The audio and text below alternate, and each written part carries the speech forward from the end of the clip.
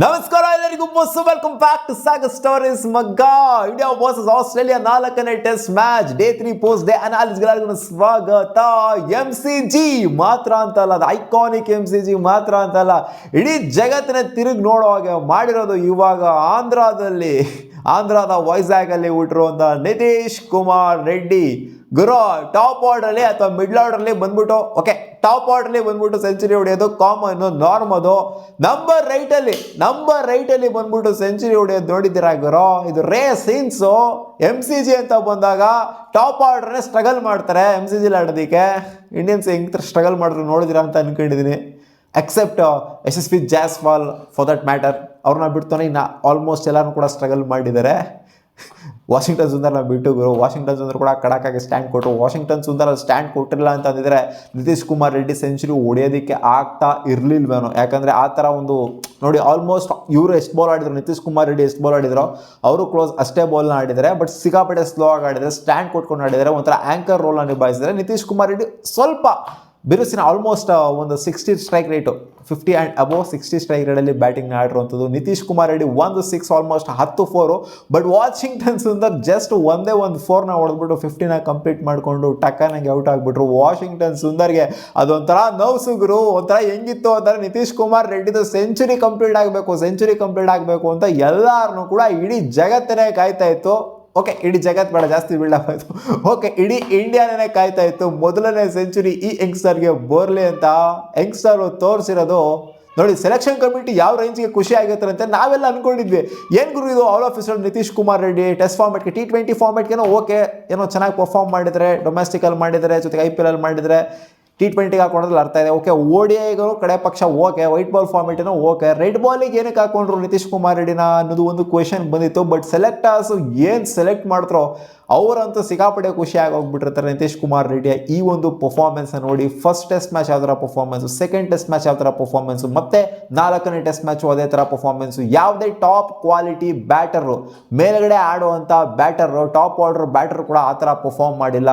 ಕನ್ಸಿಸ್ಟೆಂಟಾಗಿ ಹೇಳ್ತಾ ಇರೋಂಥದ್ದು ಆ ರೇಂಜಿಗೆ ಕನ್ಸಿಸ್ಟೆನ್ಸಿನ. ಇನ್ಫ್ಯಾಕ್ಟ್ ಯಶಸ್ವಿ ಜಾಯ್ಸ್ವಾಲ್ನು ಕೂಡ ಇವರ ರೇಂಜಿಗೆ ಕನ್ಸಿಸ್ಟೆನ್ಸಿನ ಮೇಂಟೈನ್ ಮಾಡಿಲ್ಲ. ಆ ರೇಂಜಿಗೆ ಕನ್ಸಿಸ್ಟೆನ್ಸಿನ ಮೇಂಟೈನ್ ಮಾಡಿರೋದು ಇಟ್ಸ್ ನಾಟ್ ಅದರ್ ದ್ಯಾನ್ ಈ ಸೀರೀಸಲ್ಲಿ ಇಂಡಿಯನ್ ಬ್ಯಾಟಿಂಗ್ ಅಂತ ಬಂದಾಗ ನಿತೀಶ್ ಕುಮಾರ್ ರೆಡ್ಡಿ ಮಾತ್ರ ನೇನೆ ಮಗ. ಅದು ನೋಡಿ ಯಂಗ್ಸ್ಟರ್ ಯಾವ ಥರ ಪ್ರೂವ್ ಮಾಡಿದ್ದಾರೆ. ಅದು ಬೌಲಿಂಗ್ ಕೊಟ್ಟರು ಅಂದರೆ ಬೌಲಿಂಗಲ್ಲೂ ಕೂಡ ಕೆಲವೊಂದು ವಿಕೆಟ್ಸ್ನ ತೆಗೆಯುವಂಥ ಕೇಪಬಿಲಿಟಿ. ಸೊ ಒಂಥರ ಒತ್ತುತ್ತಾ ಇದ್ದಾರೆ, ಸ್ಟೀಲು ಸ್ಟ್ಯಾಂಪು ಎಲ್ಲ ಒತ್ತುತ್ತಾ ಇದ್ದಾರೆ. ಮುಂಚೆ ಆಗಿದ್ರೆ ರಿಷಬ್ ಪಂತ್ ಗುರು, ಅವನ ಅಜ್ಜಿ ಸೇವಿಯರು ಅಂತ ಇದ್ದೆ. ಈ ಸೀರೀಸಲ್ಲಿ ಅವ್ರದ್ದು ಅಷ್ಟೊಂದೇನು ಸದ್ದಾಗ್ತಿಲ್ಲ ರಿಷಬ್ ಪಂತ್ ಅವ್ರದ್ದು. ಈ ಸೀರೀಸಲ್ಲಿ ಒಂಥರ ಸೇವಿಯರ್ ಆಗಿ ಉಳ್ಕೊಂಡಿರೋದು ನಮಗೆ it's Nitish Kumar Reddy.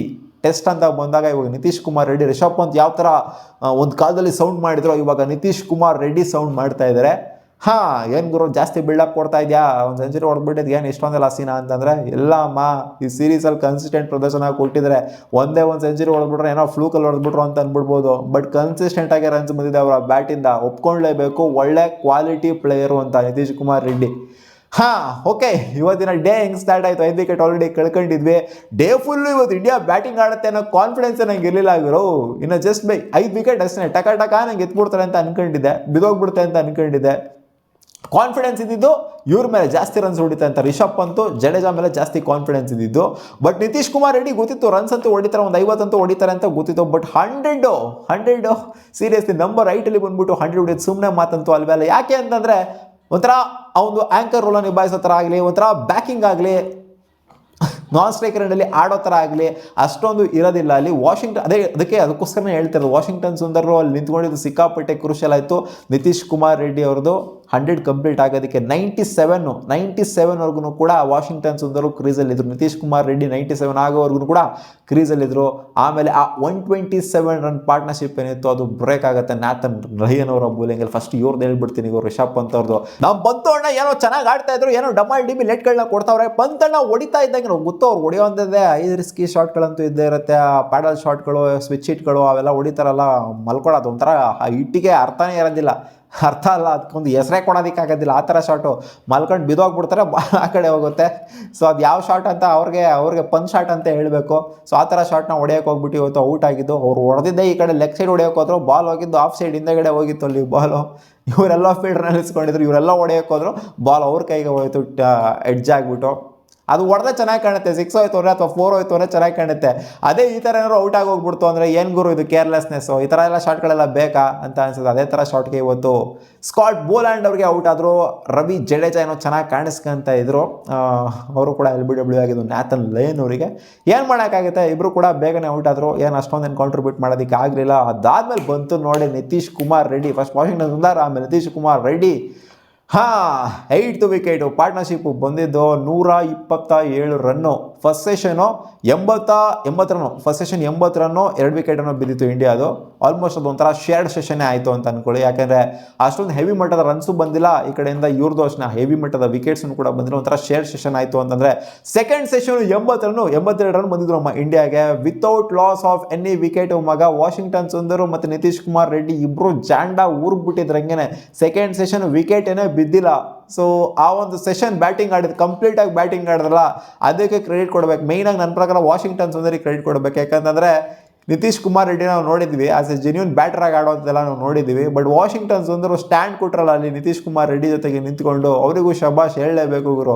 Equal credit ಸಿಗುತ್ತೆ ಅಂತ ಹೇಳಬೇಕು. ಇವರಿಗೆ ನಿತೀಶ್ ಕುಮಾರ್ ರೆಡ್ಡಿಗೆ ಎಷ್ಟು ಕ್ರೆಡಿಟ್ ಕೊಡ್ತಾ ಇದೀವೋ ನಾವು, ವಾಷಿಂಗ್ಟನ್ ಸುಂದರ್ಗೂ ಕೂಡ ಅಷ್ಟೇ ಕ್ರೆಡಿಟ್ ಕೊಡಬೇಕು. ವಾಶಿದು 50 ಆಗ್ತಾ ಇದ್ದಾಗ ನ್ಯಾಥನ್ ಲಯನ್ ಅವರು ಬೌಲಿಂಗಲ್ಲಿ ಎಡ್ಜ್ ಹೊಡ್ಕೊಂಡು ಔಟ್ ಆಗಿದ್ದು, ಔಟ್ಸೈಡ್ ಎಡ್ಜ್ ಹೊಡ್ಕೊಂಡು ಶಿವ್ ಸ್ಮಿತ್ ಅವ್ರಿಗೆ ಕ್ಲೀನ್ ಕ್ಯಾಚ್ ಸ್ಲಿಪ್ಪಲ್ಲಿ. ಸೊ ಅವಾಗೇನು ಆ್ಯಕ್ಚುಲಿ ಬಾಯ್ಗೇನು ಬರಲಿಲ್ಲ, ಏನೋ ಒಂದು ವಿಕೆಟ್ ಹೋಯ್ತು ಅಂದ್ಕೊಂಡು ನಿತೀಶ್ ಕುಮಾರ್ ರೆಡ್ಡಿ ಸುಮ್ಮನೆ ಇದ್ರು, ಇನ್ನೂ 2 ವಿಕೆಟ್ ಇದಾವೆ ಆರಾಮಾಗಿ ಹೊಡ್ಕೋಬಹುದು ಅಂತ.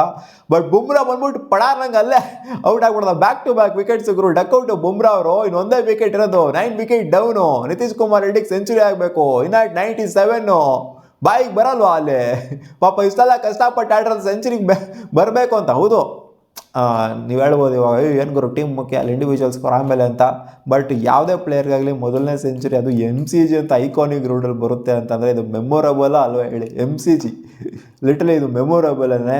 ಇವಾಗ ಒಂಥರ ಅವ್ರದ್ದು ಸೆಂಚುರಿ ಆಗಿದೆಯಲ್ಲ, ಎಲ್ಲ ಕೆತ್ತಿಕ್ಬಿಡ್ತಾರೆ ಅವ್ರದ್ದು. ನಿತೀಶ್ ಕುಮಾರ್ ರೆಡ್ಡಿ ಇಂಥ ದಿನ MCG ಗ್ರೌಂಡಲ್ಲಿ ಒಂಥರ ಲಾರ್ಡ್ ಸ್ಟೇಡಿಯಮ್ಮಲ್ಲಿ ಆಡ್ದಂಗೆ ಲೆಕ್ಕ. MCG ಅಂತಂದರೆ ಆಸ್ಟ್ರೇಲಿಯಾ ಅಂತ ಬಂದಾಗ MCG ಒಂಥರ ಐಕಾನಿಕ್ ಸ್ಟೇಡಿಯಮ್ಮು. ಇವಾಗ ಇಂಗ್ಲೆಂಡಲ್ಲಿ ಲಾರ್ಡ್ ಸ್ಟೇಡಿಯಮ್ನ ಯಾವ ಥರ ನೋಡ್ತಾರೋ, ಇಲ್ಲಿ MCGನ ಆ ಥರ ನೋಡ್ತಾರೆ. ಆ್ಯಂಡ್ ಬರೆದು ಕೂಡ ಇಡ್ತಾರೆ, ಇವಾಗ ಗೋಲ್ಡನ್ ಲೆಟರ್ಸಲ್ಲಿ ಬರೆದಿರ್ತಾರೆ ನಿತೀಶ್ ಕುಮಾರ್ ರೆಡ್ಡಿ ಸೆಂಚುರಿನ ಹೊಡೆದ್ರು ಅಂತ.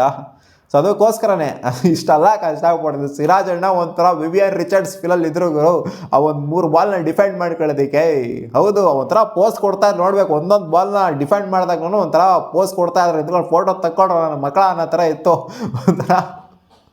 ಒಂಥರ ಸಿರಾಜ್ ಅಣ್ಣನ ಸ್ವ್ಯಾಗೋ ಬಿಡು, ಒಂಥರ ವಿವಿಯನ್ ರಿಚರ್ಡ್ಸ್ ಥರ ಕಾಣಿಸ್ತಾರೆ ಬ್ಯಾಟಿಂಗ್ ಆಡ್ತಾ ಇರಬೇಕಾದ್ರೆ. ಅವರು ಇನ್ನೂ ಸಹ ಔಟ್ ಆಗಿಲ್ಲ, ಲಾಸ್ಟ್ ಬಾಲ್ ಡಿಫೆಂಡ್ ಮಾಡ್ತಾರೆ ನೋಡಿ ಸಿರಾಜ್ ಅಣ್ಣ. ಡೇ ಎಂಡ್ ಆಗೋದು ಟೈಮಲ್ಲಿ ಅಂದರೂ ಕೂಡ ಹಂಗೆ ಪೋಸ್ ಕೊಟ್ಕೊಂಡು ನಿಂತ್ಕೊಂಡಿದ್ರೆ, ಫೋಟೋ ತಗೊಳ್ರ ನನ್ನ ಮಕ್ಕಳ್ರ ಅಂತ. ಇನ್ನು ನಾಳೆ ಅದೇನಾಗುತ್ತೆ ಅಂತ ಗೊತ್ತಿಲ್ಲ. 105 ಬೌಂಡ್ರಿ ಮೂಲಕ ಸೆಂಚುರಿನ ಕಂಪ್ಲೀಟ್ ಮಾಡಿದ್ದು. ಅವರ ಅಪ್ಪನ ನಿತೀಶ್ ಕುಮಾರ್ ರೆಡ್ಡಿ ಅವರ ಅಪ್ಪನ ಒಂದು ಎಮೋಷನ್ಸ್ಗೆ ಬೆಲೆನೇ ಇಲ್ಲ ಗುರು. ಆ ಥರ ಕಣ್ಣಲ್ಲಿ ನೀರನ್ನೇ ಬಂದ್ಬಿಡ್ತು ಅವರಿಗೆ. ಸೊ ಒಂಥರ ನೋಡಿ, ಎಮೋಷನ್ಸು ಟ್ರಿಗರ್ ಆಗುತ್ತೆ ಇಂಥ ಟೈಮಲ್ಲಿ. ಮೊದಲನೇ ಸೆಂಚುರಿ ಇಂಥ ಐಕಾನಿಕ್ ಗ್ರೌಂಡಲ್ಲಿ ಅವರಪ್ಪನ ಮುಂದೆ ಹೊಡೆದಂಥ ಸೆಂಚುರಿ ಏನಿದೆ. ಸೊ ಇದು ಇವ್ರಿಗೂ ಕೂಡ ಮೆಮೊರೇಬಲ್ನೇ. ಯಾರು ತಾನೇ ಮರೀತಾರೆ ಗುರು ಮೊದಲನೇ ಸೆಂಚುರಿನ? ಯಾರೂ ಮರೆಯೋದಿಲ್ಲ. ನಿತೀಶ್ ಕುಮಾರ್ ರೆಡ್ಡಿ ನಾವೇ ಮರೆಯೋದಿಲ್ಲ. ನಿತೀಶ್ ಕುಮಾರ್ ರೆಡ್ಡಿ ಫಸ್ಟ್ ಸೆಂಚುರಿ ಹೆಂಗೆ ಬಂತು ಅಂದರೆ, ಇಂಥ ಒಂದು ಕ್ರಿಟಿಕಲ್ ಕಂಡೀಷನಲ್ಲಿ, ಇಂಥ ಒಂದು ಕ್ರಿಟಿಕಲ್ ಸ್ಟೇಜಲ್ಲಿ, ಅದು 9 ವಿಕೆಟ್ ಡೌನ್ ಆಗಿದ್ದಂಥ ಸ್ಟೇಜಲ್ಲಿ ಬಂದಂಥ ಸೆಂಚುರಿ ಅಂದರೆ ಯಾರು ಕೂಡ ಇದನ್ನು ಮರೆಯೋದಿಲ್ಲ. ಸೊ ಅಂಥ ಸೆಂಚುರಿ, ಇದನ್ನು ಸಿಕ್ಕಾಪಟ್ಟೆ ವ್ಯಾಲ್ಯೂ ಮಾಡಲೇಬೇಕು. ಯಾಕಂದರೆ India in critical condition India almost ಯಾವ ಥರ ಇತ್ತು ಕಂಡೀಷನ್, ಚೆನ್ನಾಗಿರಲಿಲ್ಲ ಇಂಡಿಯಾದು.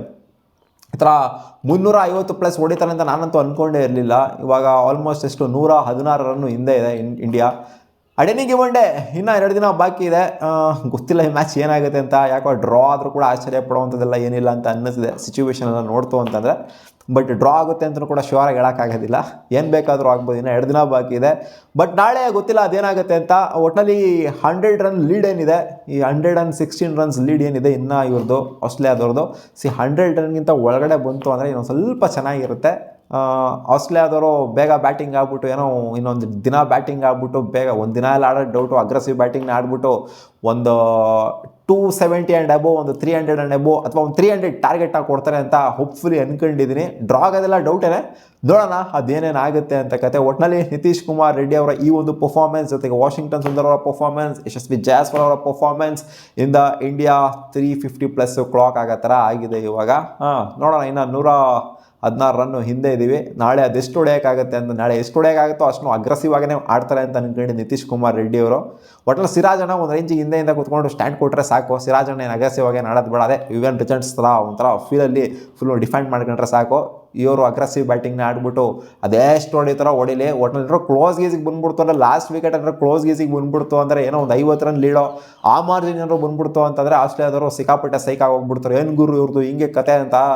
ನೆನ್ನೆ ನೋಡಿದ್ರೆ 5 ವಿಕೆಟ್ ಡಮಾರ್ ಆಗಿತ್ತು, ಮೊನ್ನೆ ನೋಡಿದ್ರೆ 5 ವಿಕೆಟ್ ಡಮಾರ್ ಆಗಿತ್ತು, ಇವಾಗ ನೋಡಿದ್ರೆ ಕ್ಲೋಸಿಗೆ ಬಂದ್ಬಿಟ್ಟಿದ್ದಾರಲ್ಲ ಗುರು ಅಂತ. 400+ ಅಂದ್ರೆ ಹೊಡೆದ್ಬಿಟ್ರು ಅಂತ ಅನ್ಕೊಳ್ಳಿ ಇಂಡಿಯಾದವರು. ಅದು ಲಾಸ್ಟ್ ವಿಕೆಟ್ನ ಇಟ್ಕೊಂಡು ನೆಕ್ಸ್ಟ್ ಲೆವೆಲ್ಗೆ ಇರುತ್ತೆ. ನೋಡೋಣ ಅದೇನಾಗುತ್ತೆ ನಾಳೆ ಕತೆ ಅಂತ. ನಿಮ್ಮ ಅನಿಸಿಕೆ ಏನು ಇವತ್ತಿನ ಡೇ ಬಗ್ಗೆ? ಇಂಡಿಯಾದವರು ಕಂಪ್ಲೀಟ್ ಡೇ ಬ್ಯಾಟಿಂಗ್ ಆಡಿದ್ದಾರೆ ಇವತ್ತು. ನನಗಂತೂ ಖುಷಿ ಆಗ್ತಿದೆ, ನಾನು ಅನ್ಕೊಂಡಿರಲ್ಲ ಇವತ್ತು ಡೇ ಕಂಪ್ಲೀಟಾಗೆ ಇಂಡಿಯಾ ಬ್ಯಾಟಿಂಗ್ ಆಡುತ್ತೆ ಅಂತ. ನೀವು ಕಾಮೆಂಟ್ಸಲ್ಲಿ ಕಾಮೆಂಟ್ ಮಾಡಿ ತಿಳಿಸಿ ನಿಮ್ಗೇನಂತ. ಒಬ್ಬ